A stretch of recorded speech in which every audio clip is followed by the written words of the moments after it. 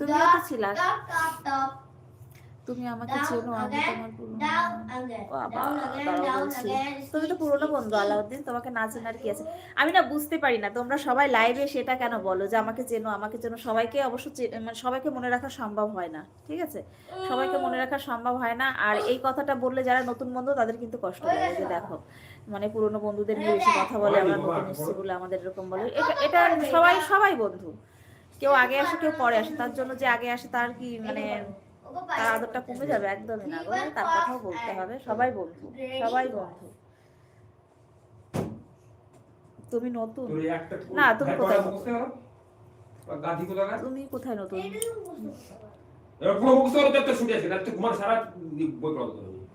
March, মার্চের থেকে তোমার মার্চ দাঁড়াও, মার্চ হলে 1 বছর হয়ে যাবে, তাহলে নতুন কোথায়? নতুন কোথায় হলে পুরনো বন্ধু? আমার মনে আছে, আমার মনে আছে অনেকেরই